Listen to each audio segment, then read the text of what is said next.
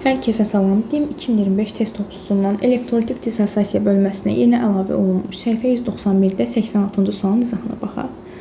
Orqanizmdə ion tarazlığını təmin etmək üçün fizioloji məhlul kimi istifadə edilir. Ringer məhlulun tərkibindəki duzların miqdarı cədvəldə verilib. Biz buna əsasən ringer məhlulunda olan xlorid ionlarının mol miqdarını hesablayacağıq.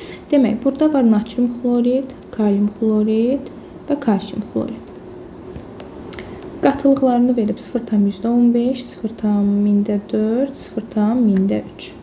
Bizə nəyi deyir? Xlorid ionlarının mol miqdarını hesablamalıyıq. İlk olaraq biz bu qatılıqlarını əsasən görək. Burada xlorid ionlarının qatılığı nə qədərdir cəmi? Hər birinin qatılığını vururuq. Tərkibindəki xlorun sayına 0,15-i vururuq 1-ə, 0,4-ü vururuq 1-ə eləyir 0,4, 0,3-ü vururuq 2-yə eləyir 0,6. Cəmi edir 0,16. Bu oldu məhluldakı xlor ionlarının qatılığı. Məhlulun həcmini də bizə verib 500 ml. Bunu da litrə çevirsə eləyir 0,5. Və düsturumuz var. Nü bərabərdir S vurulsun V. S-imiz 0,16.